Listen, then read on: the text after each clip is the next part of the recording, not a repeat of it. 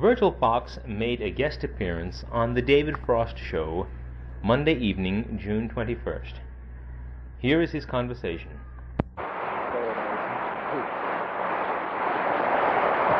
You think?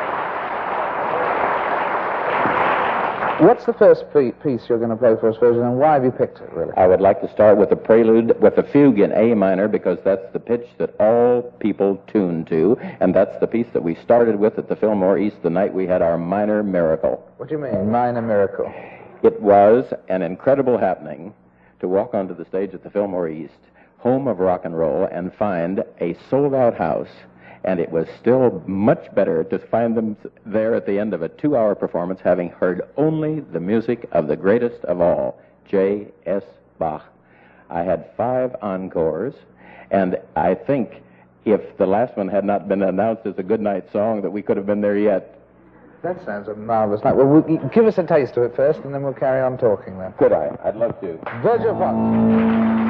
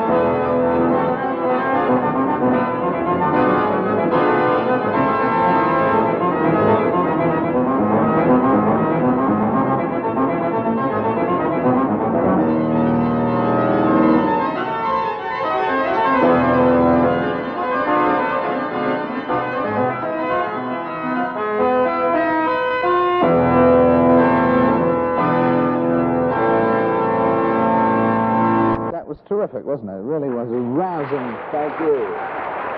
Would you like to hold that? Sure. Then I'll take it away at the end, all right? Right here is the album of Virgil Fox, heavy organ, Bach, live at Fillmore East. I gather I was reading that you think that you may have learned to play the organ in a previous life, in fact. That's a wonderful thing to think about. You know, the first time that I ever went to the little organ in the little church in the little town west of Chicago and was left alone, I think I went into kind of a trance. When I came out 4 hours later, I had to get out of that great, dark building all by myself, and it wasn't easy. However, the enchantment of finding oneself alone with whatever this may have piled up from another lifetime, and I do think that it must have started somewhere a long time ago, was a very great one. Have you had any other sort of psychic experiences? If we were to go into this, we could be here quite a while. There's something about haunting Canterbury at midnight and looking down at the spot from the organ console where Thomas à Becket was murdered. There's something about being in the Leipzig Thomaskirche where the key to the entire realm of Bach is in your hand. There's something about being in Notre Dame. I've had some rare experiences in those places. What about the great blind organist experience? Louis Vierne was the superb organist of Notre Dame in Paris. And during the years when I was there as a very young student, I was permitted to sit on the end of his bench. The man was absolutely fantastic. He had an ability to improvise that would take a hold of you, and when he put you on top of the mountain, you knew you had it when he started down. And after he had died, I went back there and was greeted very warmly and given a chance to play on the organ and perform on it. And when we went this last September, we had a kind of a psychic do in the middle of the night. What was the psychic do? Well, the man who was the sacristan there said he had an engagement and he couldn't let us go in unless we were locked in. I said there's no place I'd rather be than to be locked into the great 5-manual Cavalier call organ of Vierne, under that great rose window 100 feet up there over the west door. And after I had played only his music, over and over, I think I had played about 2 hours. We were 6 persons, and in the midst of the one composition, without one thing said, suddenly 6 persons turned and looked at the spot where Vierne knows is the door, and his presence came into that loft, and it hovered there like the warmest, most beautiful encouragement surrounding friendship, everything about him. It was truly a remarkable thing. Nobody dared speak about this, but when the moment was over and we had gone outside, then the 2 or 3 that were with me and my own party said, "What was that?" And I said, "Well, if you don't know, no words of mine can ever tell you." That's a fantastic experience. It really is. It really is.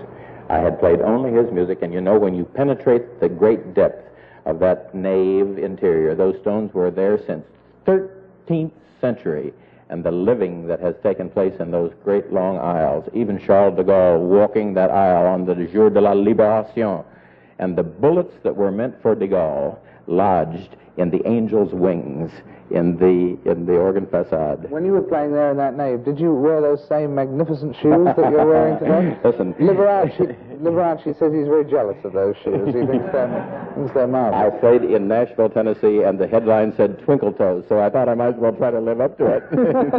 Well, we'd love to hear you play again. Is there something else you could play? Of course. Let me show you several of the things. Ah, nice. Let me show you several of the things that happened at Fillmore. Could you just stay there one moment? Yes. You know, the great moment of the whole night was to get individual applause for one spot in the music. And when I played... they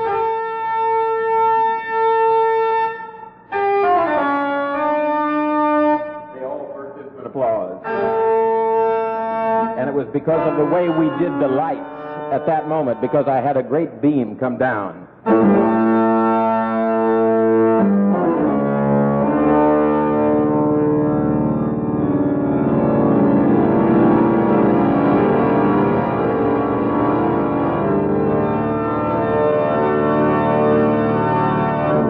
know, all during the first part of that show, people like to hear it roar.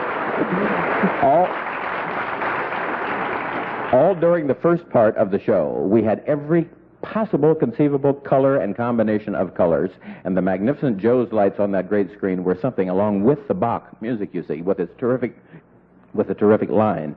When we started the second half, I said, no color, total darkness, and a great Klieg light from the back wall that was about the size that would be used out of the Queen Mary to pick out something on the shores of Normandy if they were going at night. And just at the moment that a good man called Benjamin on my left counted up to 4, audible to me, but not audible to the audience, I sat at the organ in total darkness and got this ready. Benji counted to 4, and as that light went, I went, and 3,000 people went. And how did the light go? The light. Do you insist? The great sound of what you did for the light. The great sound of it. I came to play this, not this. Well, great. Let me show you something else that happened that night. You know, there is such a thing as an imitation in Bach that no other composer can match. If a composer takes a form of composition and makes it bow to his wishes, he is a master. In the case of Bach and César Franck, they could take the canonic form, which is a leader and a follower, and make music with it. The contemporary lot are trying to make canonic imitation, and the form leads them instead of they leading the form. Listen to a real master. This is a little Christmas carol. This is a little Christmas carol that has the leader, follower,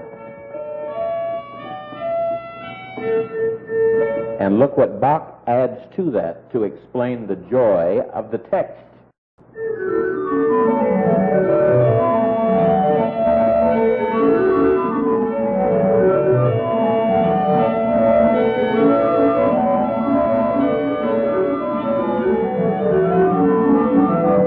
And so forth. It goes right through. Then, look what happens here. All right. Actually, we just get to now. I think you've got now, think we all are God for us, have you? Yes, I'd love it. Look here. You see what happens? That means that I am in charge of my orchestra. And if I wanted to play the second stanza, which I won't play, but which I did have set, look, I could come from what I had, which was that, and then press one button and do.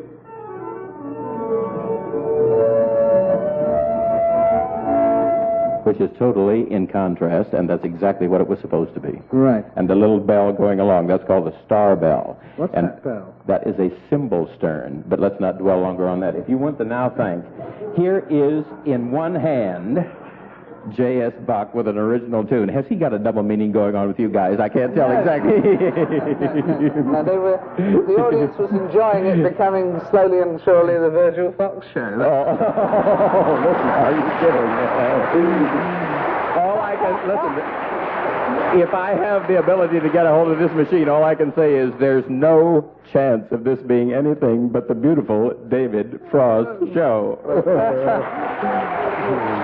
Well, we would love to have now think we all are God. Can we have that? Do you think? Martin Luther's great chorale is in one hand. Bach is swinging in the other, and the pedal sets the pace. Are you ready? Ready, steady, go!